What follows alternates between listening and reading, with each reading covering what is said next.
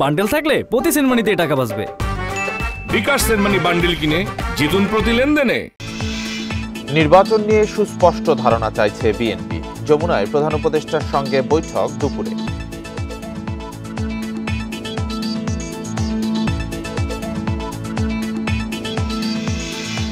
ঢাকা ইসলামাবাদ পররাষ্ট্র সচিবের বৈঠক 15 বছর পর।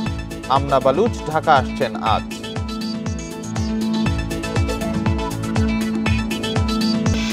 দাবদাহের সঙ্গে পাল্লা দিয়ে বাড়ছে বিদ্যুতের চাহিদা। 3000 মেগাওয়াট ঘাটতির সংখ্যা।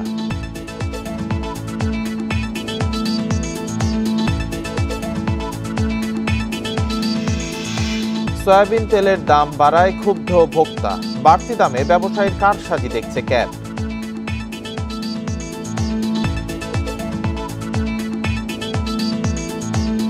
স্বাগত ইন্ডিপেন্ডেন্ট সংবাদে। আপনাদের সাথে আছি রাকিব আহমেদ। এতক্ষণ শিরোনামগুলো জানাচ্ছিলাম, এবার জানাবো বিস্তারিত খবর।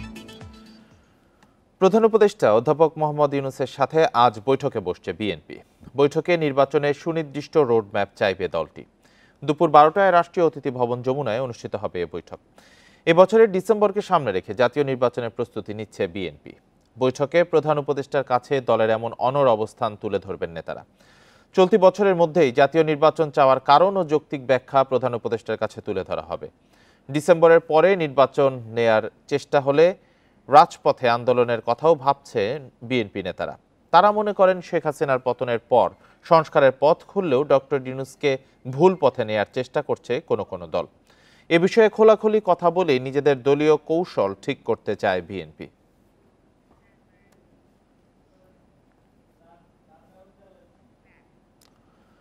প্রধান উপদেষ্টার সঙ্গে বৈঠকে মহাসচিব মির্জা ফখরুল ইসলাম আলমগীরের নেতৃত্বে যাচ্ছে 4 সদস্যের প্রতিনিধি দল। এ নিয়ে মঙ্গলবার রাত 8:30টায় গুলশানে দলটির স্থায়ী কমিটির বৈঠক হয়েছে। নির্বাচনী রোডম্যাপ সহ বিভিন্ন বিষয় নিয়ে অধ্যাপক মোহাম্মদ ইউনূসের সাথে দেখা করবে বিএনপি। গুলশানে স্থায়ী কমিটির বৈঠকে সভাপতিত্ব করেন ভারপ্রাপ্ত চেয়ারম্যান তারেক রহমান। লন্ডন থেকে ভার্চুয়ালি যোগ দেন তিনি। সেখানে আলোচনায় ছিলেন মির্জা ফখরুল ইসলাম আলমগীর, খন্দকার মোশাররফ হোসেন, গয়েশ্বর চন্দ্র রায়, ব্যারিস্টার জমিরুদ্দিন সরকার, নজরুল ইসলাম খান, আমির খসরু মাহমুদ চৌধুরী, সালাউদ্দিন আহমেদ সহ আরও কয়েকজন।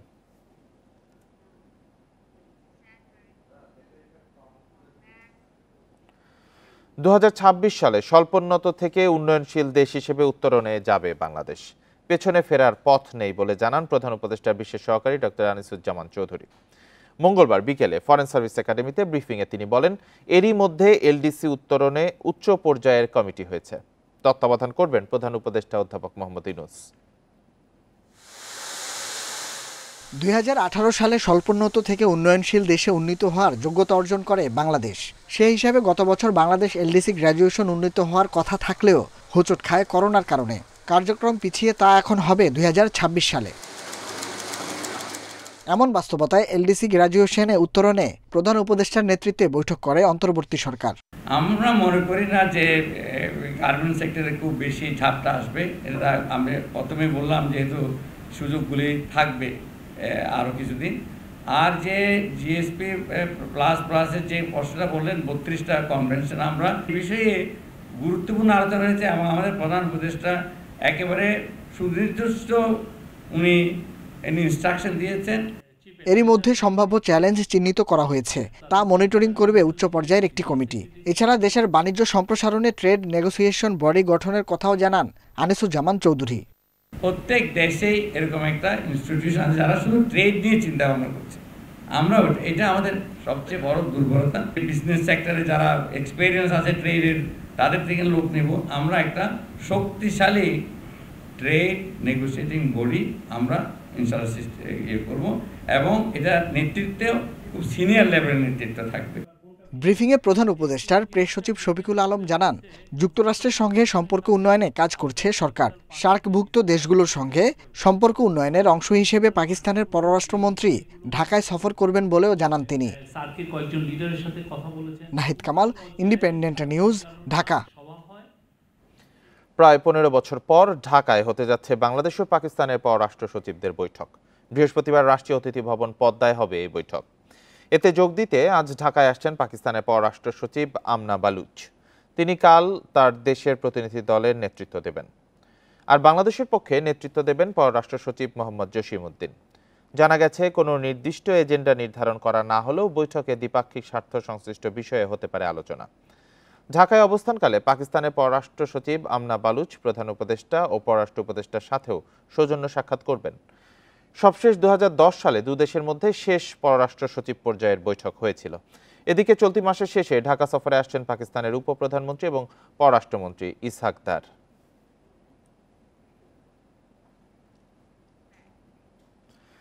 3 দিনের সফরে ঢাকায় আসছেন যুক্তরাষ্ট্রের 2 উপসহকারী পররাষ্ট্রমন্ত্রী নিকোল চুলিক ও অ্যান্ড্রু হেরাপ।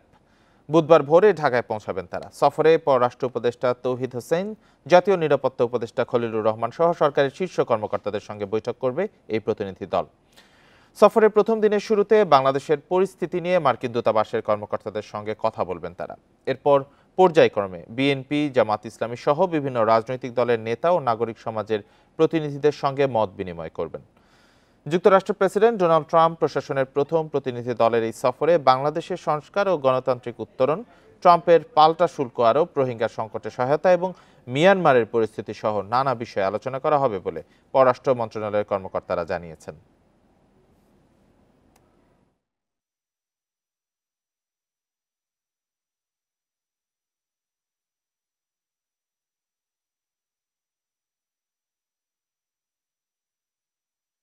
বিএনপির যেসব নেতাকর্মী সন্ত্রাস, চাঁদাবাজিতে জড়িত তাদের বিরুদ্ধে ব্যবস্থা নিতে ভারপ্রাপ্ত চেয়ারম্যান তারেক রহমানকে আহ্বান জানিয়েছে এনসিপি। এসব নেতাকর্মী বিএনপির ক্ষতির কারণ হতে পারে বলে আশঙ্কা এনসিপির সিনিয়র যুগ্ম আহ্বায়ক আরিফুল ইসলাম আদিবের। মঙ্গলবার বিকেলে রাজধানীর মিরপুরে এক প্রতিবাদ সমাবেশে এ মন্তব্য করেন তিনি। এনসিপি ও গণতান্ত্রিক ছাত্র সংসদের কর্মীদের উপর স্বেচ্ছাসেবক দলের নেতাকর্মীদের হামলার প্রতিবাদে সমাবেশ আয়োজন করা হয়। এ সময় এনসিপি নেতারা বলেন, মধ্যরাতে রূপনগরের স্বেচ্ছাসেবক দলের নেতা এসআই টুটুলের নেতৃত্বে হামলা হয়। লুকিয়ে থাকা ছাত্রলীগ নেতাকে ধরিয়ে দেওয়ার নাম করে এনসিপি কর্মীদের ডেকে নেওয়া হয়। হামলাকারীদের দ্রুত গ্রেপ্তারের দাবি জানানো হয় বিক্ষোভ মিছিল থেকে। জনাব তারেক রহমানকে আহ্বান করব, আপনার দলের যারা সন্ত্রাসী, যারা চাঁদাবাজের সাথে জড়িত, তাদেরকে শুধু দলীয়ভাবে বহিষ্কার করলেই হবে না, তাদের বিরুদ্ধে দ্রুত আইনি ব্যবস্থা নিতে হবে। অন্যথায় এই সন্ত্রাসীরা শুধুমাত্র বিরোধী দলের নেতা কর্মীদের উপরে হামলা করে ক্ষান্ত হবে না, তারা বিএনপিকে নিঃশেষ করে দিবে। বিএনপি নেতা কর্মীদের গাইবান্ধা 2 আসনের সাবেক সংসদ সদস্য শাহ সারোয়ার কবিরকে দিনাজপুর থেকে আটক করেছে পুলিশ। মঙ্গলবার রাতে শহরের ঈদগাহ আবাসিক এলাকায় ভগ্নিপতির বাড়ি থেকে তাকে আটক করা হয়। দিনাজপুরের পুলিশ সুপার মারুফাত হোসাইন জানান, সাবেক সংসদ সদস্য শাহ সারোয়ার কবির ঈদগাহ আবাসিক এলাকায় আত্মগোপনে আছেন এমন তথ্যের ভিত্তিতে অভিযান চালায় পুলিশ। ওই বাড়ি থেকে তাকে আটক করা হয়। সারোয়ার কবিরের বিরুদ্ধে গাইবান্ধা থানায় 2টি মামলা রয়েছে। ওইসব মামলায় তাকে গাইবান্ধা পুলিশের কাছে হস্তান্তর করা হবে।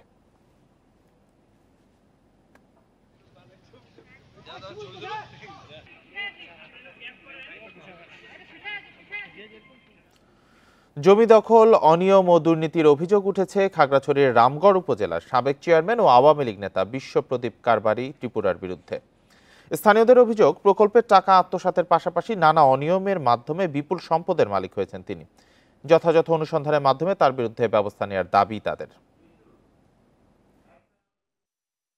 খাগড়াছড়ির রামগড়ের সাবেক উপজেলা চেয়ারম্যান ও উপজেলা আওয়ামী লীগের যুগ্ম সম্পাদক বিশ্বপ্রদীপ কারবারি ত্রিপুরা সাবেক পার্বত্য প্রতিমন্ত্রী কুজেন্দ্রলাল ত্রিপুরার নিকট আত্মীয়।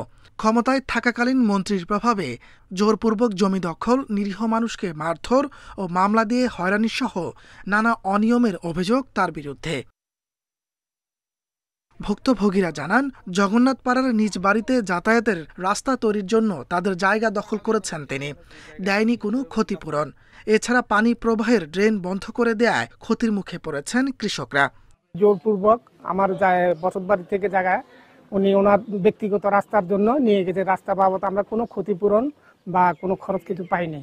আমাদের অনেকগুলো ক্ষয়ক্ষতি করছে, অনেক সমস্যা হচ্ছে। আমাদের প্রায় একজনের 1 কানি বা 2 কানি বা 40 শতক করে জায়গা ক্ষতিগ্রস্ত হয়েছে। চেয়ারম্যান সাহেবকে বলছে, আপনি এখানে মাটি বরাদ করছেন যে এখানে একটা ড্রেন আছে, এই ড্রেনটা আপনি ফুরাল লাইছেন, কথা থাক, এটা পরে ব্যবস্থা হবে। মন্ত্রী ও দলের প্রভাব খাটিয়ে দক্ষিণেশ্বরী রামগড় কালী মন্দিরের উন্নয়ন কাজ হাত দেননি বিশ্বপ্রদীপ। অথচ কোনো কাজ না করেই বরাদ্দের ৩২ লাখ টাকা আত্মসাতের অভিযোগ করেছেন মন্দির কমিটি। 18-19 অর্থ বছরে পার্বত্য জেলা পরিষদের উদ্যোগে এখানে পুরোই শেডের একটা প্রকল্প নেওয়া হয়েছিল, কিন্তু এটা ঠিকাদার ছিল বিশ্বপ্রদীপ কারবারি। কিন্তু পরবর্তীতে এই কাজের কোনো আমরা দৃশ্য দেখি নাই বা কোনো উন্নয়ন কাজ হয় নাই। এসব অভিযোগ ও অনিয়মের বিরুদ্ধে ব্যবস্থা নেওয়ার কথা জানিয়েছেন জেলা প্রশাসক।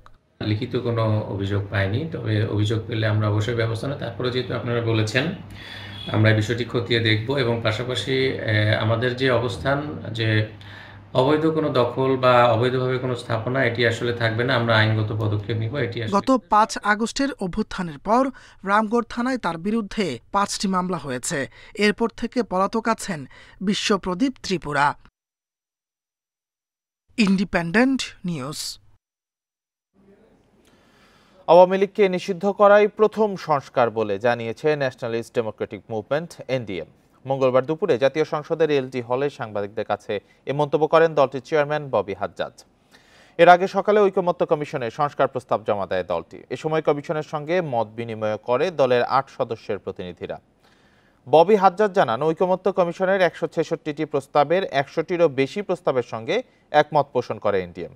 তিনি বলেন, সদ্য ঘোষিত একটি রাজনৈতিক দলকে বিশেষ সুবিধা দিতে জনপ্রশাসন সংস্কার কমিশন থেকে প্রতি জেলা ও উপজেলায় নাগরিক কমিটি গঠনের প্রস্তাবের বিরোধিতা করে এনডিএম। আওয়ামী লীগকে নিষিদ্ধ করাই সর্বপ্রথম সংস্কার বলে আমরা মনে করি।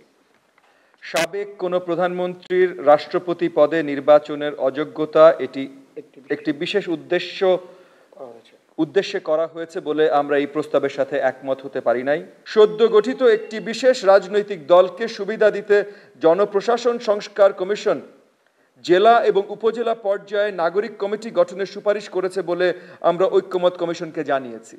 গ্রীষ্মে তাপমাত্রা বৃদ্ধির সঙ্গে বাড়ছে লোডশেডিং মোকাবেলার চ্যালেঞ্জ।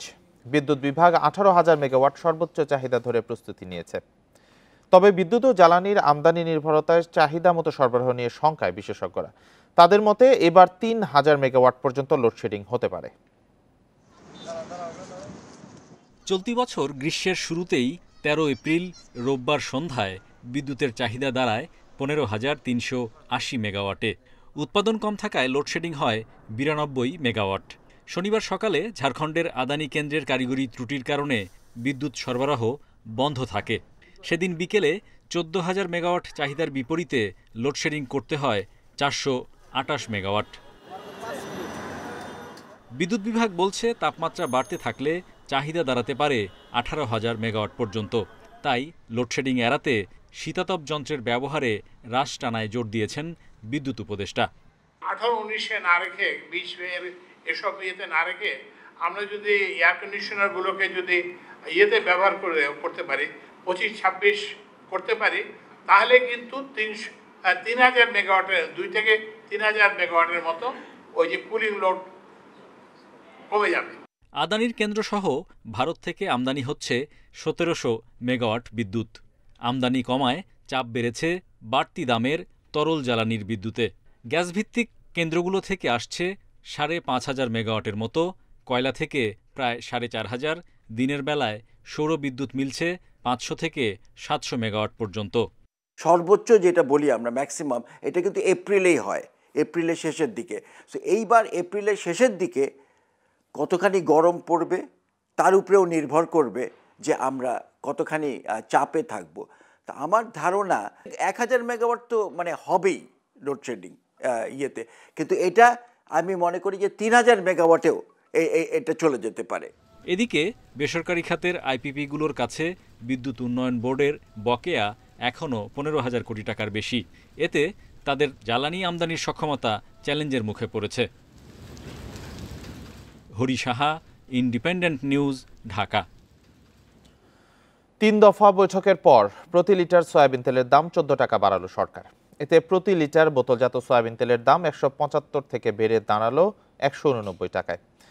মঙ্গলবার সচিবালয়ের সংশ্লিষ্ট ব্যবসায়ীদের সাথে এক সভা শেষে বাণিজ্য উপদেষ্টা সাংবাদিকদের এ তথ্য জানান।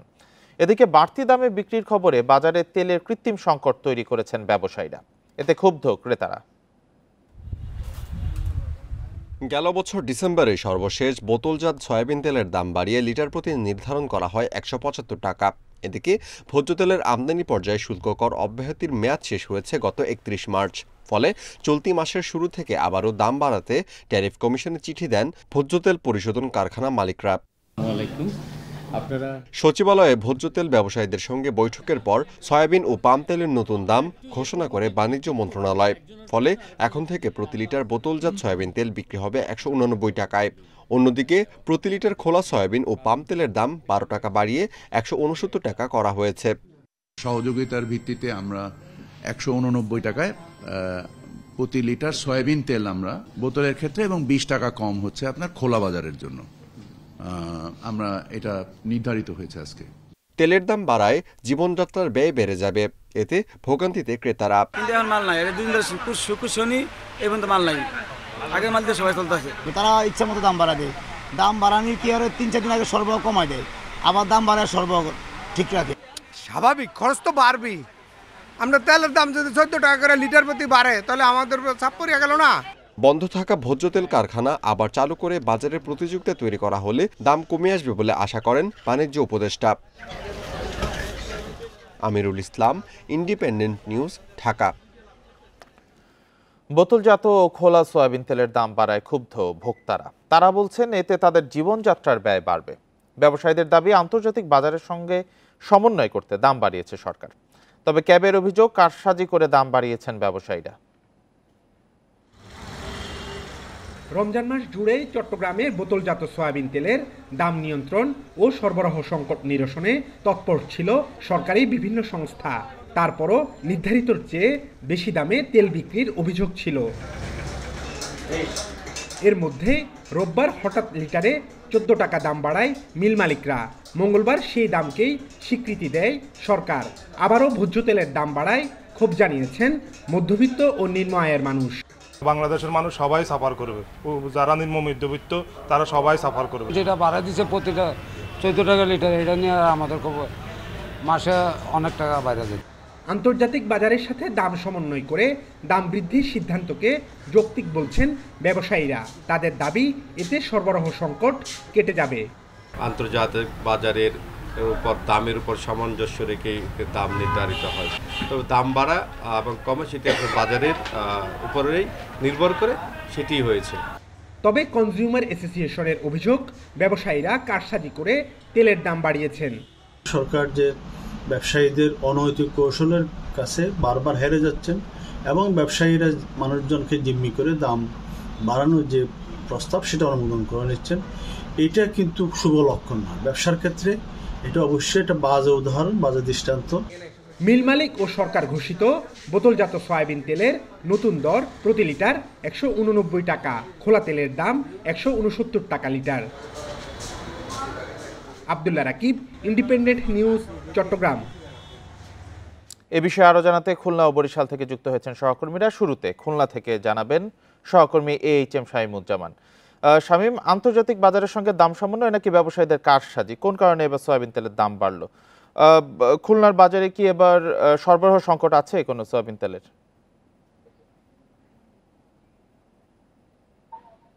আসলে সয়াবিন তেল সংকট, সয়াবিন তেল পাওয়া যাচ্ছে না, সয়াবিন তেলের দাম বৃদ্ধি, এই বিষয়টা কিন্তু নিয়ে বেশ কিছুদিন ধরে একই অবস্থা চলছে। গত ২-৩ মাস ধরেই খুলনার বাজারে একই অবস্থা। আমরা এই মুহূর্তে অবস্থান করছি খুলনার শেখপাড়া বাজারে। আমরা এখানে কয়েকজন বিক্রেতার সাথে কথা বলেছিলাম, আর এছাড়া গতকাল রাতেও আমরা খুলনার বেশ কিছু বিক্রেতার সাথে কথা বলেছি। তারা যেটা বলছেন যে সয়াবিন তেলের যে দাম, নতুন যে মূল্য বৃদ্ধি, সেই মূল্যে সেই দামেই কিন্তু খুলনার মহানগরীতে বিভিন্ন এলাকায় গত বেশ কিছুদিন ধরেই বিক্রি হচ্ছে। আমরা এর আগেও বলেছি যে সরকার নির্ধারিত যে দাম রয়েছে সেই দামে কিন্তু বেশ কিছুদিন ধরেই খুলনার বাজারে সয়াবিন তেল সব জায়গায় পাওয়া যাচ্ছিল না, কোথাও পাওয়া যাচ্ছিল, কোথাও পাওয়া যাচ্ছিল না। কোনো বিক্রেতা বলছেন যে তেলের সংকট, তেল পাওয়া যাচ্ছে না বলে দাম বৃদ্ধি। আবার কেউ বলছেন যে তাদের বেশি দামে কিনা লাগছে। আবার এমনও তারা অভিযোগ করেছেন যে শুধুমাত্র সয়াবিন তেল তারা পাইকারিভাবেও কিনতে পারছেন না। পাইকারিভাবে সয়াবিন তেল কিনতে গেলে তার সাথে তাদেরকেও অন্য অন্য যে পণ্য আছে সে বেশ কিছু পণ্যও কেনার একটা বাধ্যবাধকতা ছিল। এইসব নিয়েই কিন্তু আসলে খুলনার বাজারে সয়াবিন তেলের একটা অস্থিতিশীল অবস্থা বেশ কিছুদিন ধরেই ছিল। আবার গতকাল অর্থাৎ দাম বৃদ্ধির সিদ্ধান্ত নেওয়ার পরেই কিন্তু এই যে বেশি দামে যে নিচ্ছিল সেই বেশি দামে নেওয়াটা কিন্তু বিক্রেতাদের জন্য অনেকটাই সহজ হয়েছে বলে আমাদেরকে গতকাল রাতে ক্রেতারা বলেছেন, এবং তারা যেটা বলছেন যে যেহেতু বেশি দামে আগে থেকে নিচ্ছিল যে এ নিয়ে ক্রেতাদের মধ্যে এক ধরনের অসন্তোষ ছিল। ক্রেতারা বিভিন্ন সময় বিক্রেতাদের বলছিল যে কেন বেশি দামে নিচ্ছেন। এখন থেকে যেহেতু দাম বৃদ্ধি হয়েছে যে কারণে কিন্তু আসলেই বিক্রেতারা এখন যে জবাবদিহিতার যে বিষয় ছিল সেই জবাবদিহিতার জায়গায় থাকবে না, এমনটি অভিযোগ ক্রেতাদের। এবং ক্রেতারা যেটা বলছেন যে এই যে দাম একে তো বিভিন্ন সময় দ্রব্যমূল্যের একটা ঊর্ধ্বগতি যাচ্ছে, অন্য অন্য দ্রব্যমূল্যেরও ঠিক সহনীয় পর্যায়ে না, তা নিয়েও ক্রেতাদের মধ্যে এক ধরনের অসন্তোষ রয়েছে। এরপর আবার তেলের দাম বৃদ্ধি, স্বাভাবিকভাবেই কিন্তু জীবনযাত্রার যে ব্যয় কিন্তু আসলে বৃদ্ধি পাবে, এবং এই বিষয়টাও তাদের মধ্যে এক ধরনের ক্ষোভের সৃষ্টি হয়েছে। এবং তারা যেটা বলছেন যে একসাথে 14 টাকা বৃদ্ধি, এবং এটা বৃদ্ধি না করে হয়তো বা আরেকটু কম বৃদ্ধি করা যেত, বা বৃদ্ধি না করলেই তাদের জন্য সুবিধা হতো, এবং এই বিষয়টা কিন্তু তারা অন্যভাবেও নিয়ন্ত্রণ করা যেত। এবং তারা যেটা বলছেন যে এই যে দাম বৃদ্ধি, এবং এই দাম বৃদ্ধিতে কিন্তু সাধারণ মানুষের উপরেই চাপ পড়বে, তাদের জীবনযাত্রার যে ব্যয় সেই ব্যয় আরও বৃদ্ধি পাবে।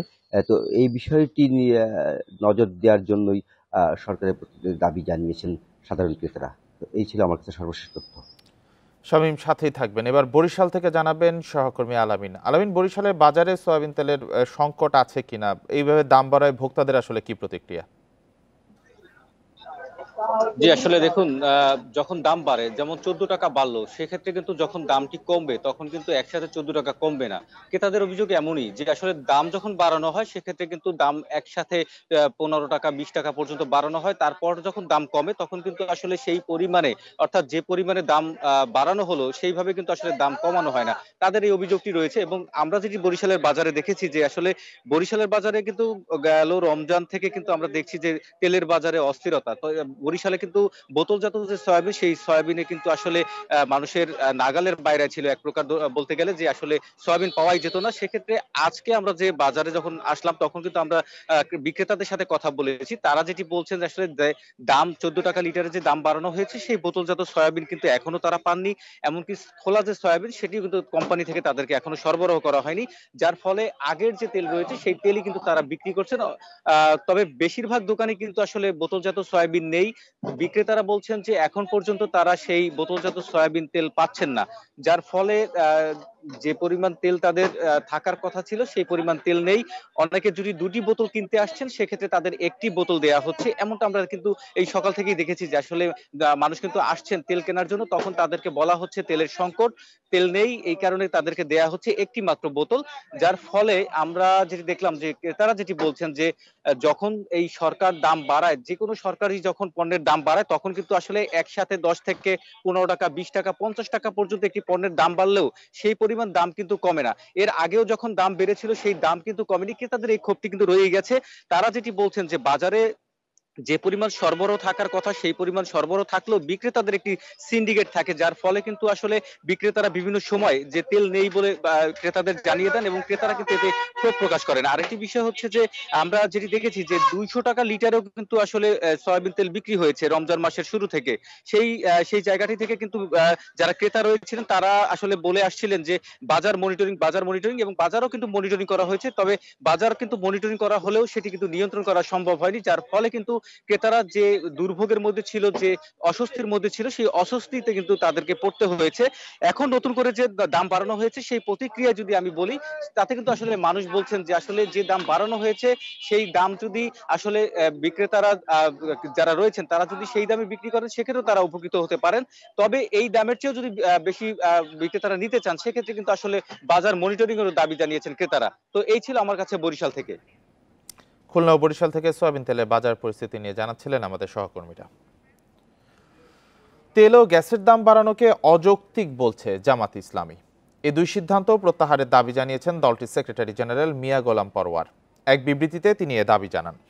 বিবৃতিতে বলা হয়, 5 আগস্টে রাজনৈতিক পট পরিবর্তনের পরে দেশের অর্থনীতিতে সুবাতাস বইছে, শিল্প উদ্যোক্তাদের মাঝেও আশার সঞ্চার হয়েছে। বিগত সরকারের আমলে না পারলেও বর্তমানে অনেকেই নতুন শিল্প কারখানা স্থাপনের উদ্যোগ নিয়েছে। এমন সময়ে গ্যাসের দাম বাড়ানোকে যুক্তিসঙ্গত কাজ হিসেবে দেখছে না জামাত। এদিকে এ নিয়ে প্রতিবাদ জানিয়ে বিবৃতি দিয়েছে জাতীয় নাগরিক পার্টি। দলটি বলছে, তেলের মূল্যবৃদ্ধির সিদ্ধান্ত জনদুর্ভোগ বাড়াবে। শুধু ব্যবসায়ীদের দাবিতে নয়, ভোক্তা সংগঠন ও শ্রমজীবীদের মতামতের ভিত্তিতে এ দাম নির্ধারণ করতে হবে।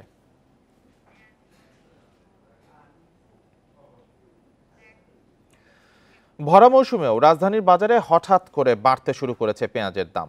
15 টাকা পর্যন্ত বেড়ে মানভেদে কেজি প্রতি বিক্রি হচ্ছে 50 থেকে 65 টাকায়। এটি আরও বাড়ার আশঙ্কা করছেন ব্যবসায়ীরা। তবে কৃষকরা বলছেন, দাম না পাওয়ায় বাধ্য হয়ে সংরক্ষণ করছেন তারা। বাজার নিয়ন্ত্রণে নজরদারি বাড়ানোর তাগিদ ভোক্তাদের। ভরা মৌসুমে বাজারে পেঁয়াজের পর্যাপ্ত সরবরাহ থাকে, কিন্তু রাজধানীর বাজারগুলোতে দেখা গেছে ভিন্ন চিত্র। বিশেষ করে পহেলা বৈশাখের পরপরই আড়তগুলোতে কমে যায় পেঁয়াজের সরবরাহ, এতে বাড়তে শুরু করে দাম। ব্যবসায়ীরা বলছেন, পেঁয়াজের সরবরাহ কমে যাওয়ায় হঠাৎ করেই পাইকারিতে দাম বেড়ে গেছে। পেঁয়াজ ইতোমধ্যে মজুত করা হয়েছে বলেও অভিযোগ তাদের। বাজারে এখন বর্তমান আপনার চলতেছে 50 টাকা কেজি, আর যেটা ফরিদপুর ওটা 45, 46, আবার পাবনা এর চেয়ে ভালো যেটা এটা আপনার 55। কম উঠতেছে পেঁয়াজ, বেচতেছে না গৃহস্থেরা, তার জন্যই মানে খরিদ্দার বেশি, কাস্টমার বেশি, পেঁয়াজ কম উঠতেছে।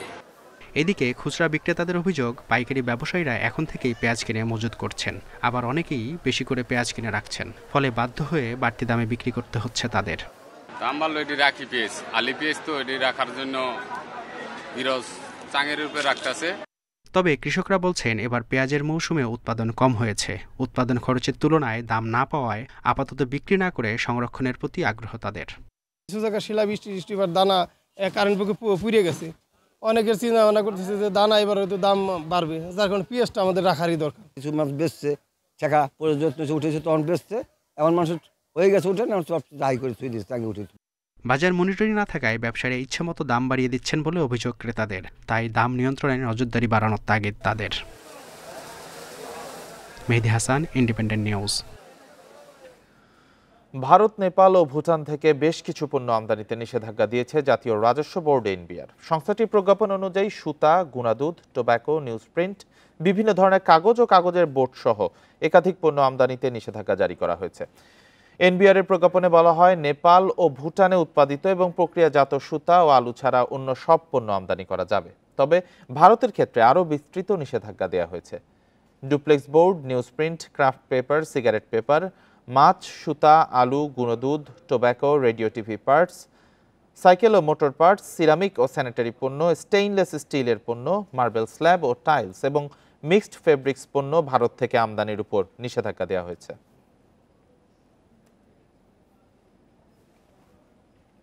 খুলনা প্রকৌশল ও প্রযুক্তি বিশ্ববিদ্যালয় কুয়েটে 37 শিক্ষার্থী বহিষ্কারের বিরুদ্ধে বিক্ষোভ করেছে শিক্ষার্থীরা। 4 মে থেকে একাডেমিক কার্যক্রম শুরু ও 2 মে হল খোলার সিদ্ধান্ত প্রত্যাখ্যান করেছে তারা। 6 দফা দাবি থেকে সরে গিয়ে উপাচার্যের পদত্যাগের 1 দফা দাবি ঘোষণা করে শিক্ষার্থীরা। তালা ভেঙে ঢোকে বিভিন্ন হলে। সংঘর্ষের প্রায় 2 মাস পর সোমবার রাতে কুয়েটের সিন্ডিকেট সভায় 37 শিক্ষার্থীকে সাময়িক বহিষ্কারের সিদ্ধান্ত নেওয়া হয়। একই সাথে 4 মে শিক্ষা কার্যক্রম চালু ও 2 মে হল খোলার সিদ্ধান্ত নেওয়া হয়। তবে সিন্ডিকেটের সিদ্ধান্তকে প্রহসন বলছে শিক্ষার্থীরা। উপাচার্যের পদত্যাগের 1 দফা দাবিতে ক্যাম্পাসে বিক্ষোভ করে তারা। পরে তালা ভেঙে 6টি হলে প্রবেশ করে তারা। যেহেতু ভিসি আন্দোলনরত শিক্ষার্থীদেরকে বহিষ্কার করেছে, সেহেতু আমরা 6 দফা থেকে 1 দফা ঘোষণা করছি। এই ভিসিকে অপসারণ আমাদের একমাত্র দাবি। 37 জনের নামে প্রহসনমূলক বহিষ্কার আদেশ দেওয়া হয় এবং আমরা সেটা ঘৃণা ভরে প্রত্যাখ্যান করছি প্রত্যেক কুয়েটিয়ান। এই ক্যাম্পাসে নিরীহ শিক্ষার্থীদের প্রতি আক্রমণ করা হয়েছে এবং এই নিরীহ শিক্ষার্থীদের কি যাদের উপর আক্রমণ করেছে তাদের উপরে আবার মামলা চাপিয়ে দেওয়া হয়েছে, হয়রানি করা হচ্ছে। ছাত্রদের কোনো বিষয়ে জোর করেন না বলে দাবি করেন উপাচার্য। হলের তালা ভাঙার বিষয়টি সিন্ডিকেটকে জানানো হবে বলেও জানান তিনি। এই আন্দোলনের প্রথম থেকেই ছাত্রদেরকে কোনো কিছুতে ফোর্স অ্যাপ্লাই করি না, আমি জোর করি না কোনো কিছুতে। এবারে যে কাজটা বেআইনি হবে আমি জাস্ট সিন্ডিকেটে উপস্থাপন করবো, এখন সিন্ডিকেট যে সিদ্ধান্ত দিবে ওইটুকু আমি এক্সিকিউট করবো, আমি নিজে থেকে কোনো কিছু করতে পারবো না। 18 ফেব্রুয়ারি কুয়েটে শিক্ষার্থীদের দুপক্ষের সংঘর্ষ হয়। 3 সদস্যের তদন্ত কমিটি গঠন এবং অজ্ঞাত কয়েকশো জনের নামে মামলা করে কুয়েট প্রশাসন। 25 ফেব্রুয়ারি অনির্দিষ্টকালের জন্য ক্যাম্পাস বন্ধ ও হল খালি করার নির্দেশ দেওয়া হয়। অভিজিৎ পাল, ইন্ডিপেন্ডেন্ট নিউজ, খুলনা। ময়মনসিংহে মিনি চিড়িয়াখানায় থাকা আলোচিত অসুস্থ দুটি ভাল্লুককে গাজীপুর সাফারি পার্কে আনা হয়েছে। উন্নত চিকিৎসার জন্য গঠন হয়েছে বিশেষজ্ঞ দল। অবৈধ মিনি চিড়িয়াখানায় ছিল না প্রাণী চিকিৎসক। ওই চিড়িয়াখানার স্বত্বাধিকারীর বিরুদ্ধে বন্যপ্রাণী সংরক্ষণ আইনে মামলা করবে বন বিভাগ। শিল্পাচার্য জয়নুল আবেদিন পার্কের মিনি চিড়িয়াখানায় দীর্ঘদিন ধরে অসুস্থ ছিল দুটি ভাল্লুক। একই খাঁচায় দুই পুরুষ ভাল্লুক থাকায় নিজেদের মধ্যে মারামারি করে দুজনেরই শরীরে ক্ষত দেখা দেয়। দীর্ঘ সময় চিকিৎসা না করায় সেখানে সৃষ্টি হয়েছে পচন। অবশেষে সোমবার ভাল্লুক দুটিকে গাজীপুর সাফারি পার্কে নেওয়া হয়। বন্যপ্রাণী অপরাধ দমন ইউনিট জানায়, মিনি চিড়িয়াখানায় প্রায় 100 প্রাণী থাকলেও নেই কোনো প্রাণী চিকিৎসক। বন্যপ্রাণী রাখার মতো কোনো অনুমতি ওনাদের ছিলেন না। পার্ক কর্তৃপক্ষ যারা এরকমভাবে পরিচালনা করেছেন, এটা খুব অন্যায় করেছেন। প্রাণীর প্রতি তাদের যে ভালোবাসা ছিল এটা তারা দেখাতে পারেননি এবং তাদের ন্যূনতম যে তাদের একটা গাইডলাইন দেওয়া উচিত ছিল প্রাণীদেরকে, ওই লোকটাও তারা সঠিক লোক বা সঠিক গাইডলাইনের লোক তারা নিয়োগ দিতে পারেননি। সিটি কর্পোরেশনের আওতাধীন এই মিনি চিড়িয়াখানায় ছিল ভাল্লুক, লজ্জাবতী বানর, কুমির সহ 27 বিলুপ্তপ্রায় প্রাণী। চিড়িয়াখানার মালিক আওয়ামী লীগ নেতা মাহবুবুর রহমান দুলাল জুলাই গণঅভ্যুত্থানে হত্যা মামলায় কারাগারে। সিটি কর্পোরেশনকে বারবার চিঠি দিয়েও প্রাণীগুলোকে ফেরত পায়নি বন বিভাগ। 8 এপ্রিল পার্কে অভিযান চালিয়ে উদ্ধার করা হয় 47টি প্রাণী। কৃষি বিশ্ববিদ্যালয়ের চিকিৎসকরা যেভাবে পরামর্শ দিয়েছিলেন সেভাবে আমরা তাদেরকে চিকিৎসা চালিয়ে যাচ্ছি।